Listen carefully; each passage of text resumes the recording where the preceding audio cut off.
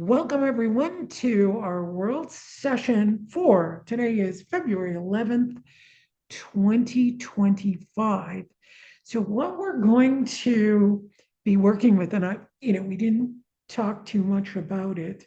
So I have no idea what's going to pop in via intuition and innate.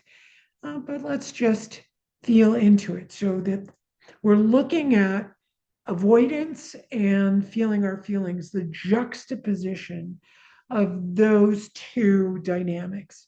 So when we feel our feelings, that's not expressing our feelings. So many people say, oh, if I feel my feelings, I need to express them. Actually, that is another form of avoidance if I have to express them. All right. The thing I need to do first is feel my feeling. What I'm going to look for is where within us we avoid. That means we're going to avoid living life fully. That means we're going to avoid joy as well as sadness. And also, we're going to put a blanket sort of, I want to say, very depressing turn or bent or veneer on top of what we feel and what our emotions are. So if we look at that, and someone said small intestine, heart, we're already here. Small intestine is where we're going to make these discerning decisions, right? We need to discern what works for us and what doesn't.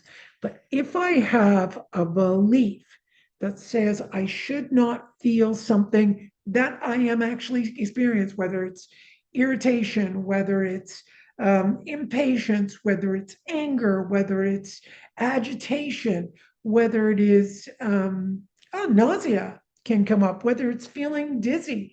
If I feel as though I need to block that out, I'm not going to have the full on experience. And of course, we don't like it. Doesn't mean you have to like it. I'm not talking about liking it. I'm talking about feeling it so it does not become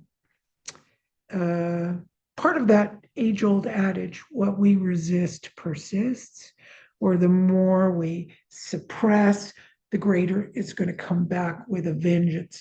So this session is, I should have thought about this. Early this morning, I was talking to someone and I started talking about drains. Like, our drains blocked here, everything out into the street, it's just blocked. And then I was working with someone else and they were talking about, I really need to drain this out of my system. So that seems to be a clear indicator of what we need to drain out. We've got to get out of the nervous system those blocks in the nervous system, like a drain blockage that just needs to start moving. It just needs to open up and move. That's going to be the movement within the body mind. So just feel this. I'm already feeling a little bit of nausea because obviously I'm going to resist my own feelings as well, which I definitely do. And belief system. So you could tune into your own of where you shouldn't feel what you feel. Like, let's say you dislike someone or you're not comfortable with them. Most of us are good girls and good boys, and we don't want to have that feeling. We think it's terrible. Maybe that's also a good explanation as to why people are very emboldened online to say whatever they want. Right? They'll just say what they want because there's nobody in front of them. It's just typing, writing. Um, there are things that I've seen people in, kind of, I don't want to talk about these things and I don't want to tell people these things and I like my privacy, but they go online and they blurt it all out. So there definitively is something that is trying to escape, which is the good side of maybe writing online, things that I would consider a little bit embarrassing if I did that, or people would say, here's a good one. Somebody writes something in public on Facebook and online, and then in private says, how dare you say that about me? But it's like, yeah, but you said it online. Oh, it's just something's not registering in the glitch of discerning what's going on and seeing things clearly. Whoa, I didn't expect this to go completely in this direction. So let's just feel into your belly. Now you might not relate to all these things, but you can certainly relate to what your belief systems would be in your entire nervous system. Remember, the beliefs are in the brain, which is the massive central nervous system. And well, it's really weird. So something strange just happened as I was doing that. So something's trying to move through. I just got a massive weird cramp in my leg. Okay, very cool. Okay, it's moving out. So there's definitely a belief there. Now I'm sitting here going, well, I need to feel that pain.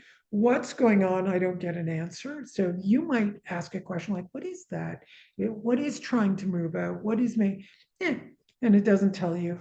Maybe it just, that's it. Just like we don't question when we poop and it goes out the body. We don't sit around and going, why am I pooping now? We don't do that. So sometimes it's just going, whatever we've avoided is going. So just notice that, and I'm going to start tapping. So we're going to do a lot of drain clearing in the nervous system, the lymphatic system, and then bring all the systems together that are deeply influenced. So even how we move, how our physical bodies are, can, and well, I don't want to say just can, because there is nothing independent of anything else. My belief is not independent of how I'm going to move. My beliefs are not independent of how my stomach is going to move. But remember, they're not necessarily causative. They're not necessarily causative. That's something that we need to do. They can all be happening together. It's the way they interact, but not necessarily causative. Just want to point that out so you're not looking for too many reasons. We're just allowing the body to move. So this is really cool. I've just got a nice clearing. So nervous system, your belief systems that are avoidance, working specifically with avoiding how you feel, especially the ones you think you don't like. Because if you avoid feelings you don't like, you will also, it's just a reciprocal, you will also lose or diminish the experience of joy, enthusiasm, pleasure, and so forth. So we want to heighten that. Of course, a lot of us are very afraid to heighten pleasure. We're very afraid to heighten pleasure because we're always thinking of when the next shoe is going to drop.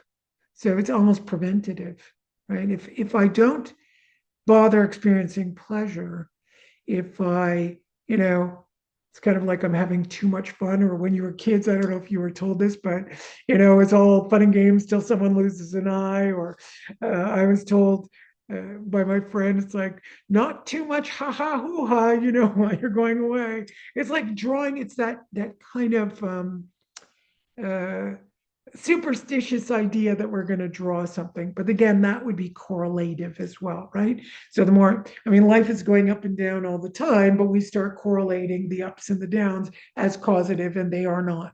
We're not causing the down or the up, but we can start creating a way to dampen or reduce the pleasure, joy, and enthusiasm.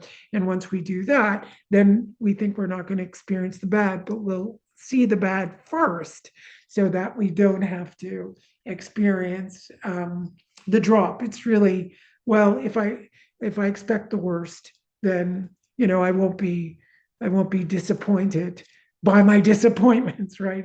If you want to look at it that like that. So I've just told you a story, but I'm seeing it as like a massive formula. We know joy and sadness, our heart, small intestine, um, emotions, and we want to bring in also the brain's capacity to experience. So imagine that on your sensory receptors, that's going to be eyes, teeth, tongue, ears, skin, especially.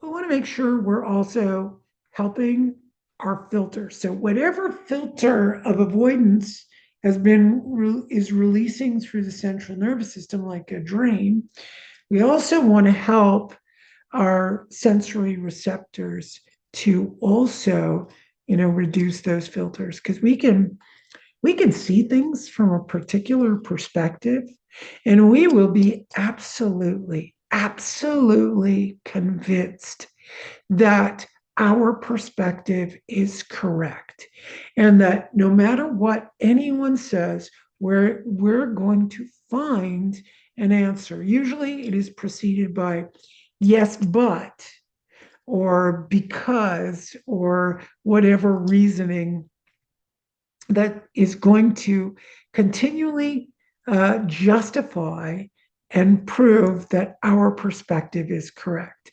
It's a wonderful thing to start looking and going, well, I don't mean to be completely vague about ourselves, but to look at ourselves and go, maybe I need to.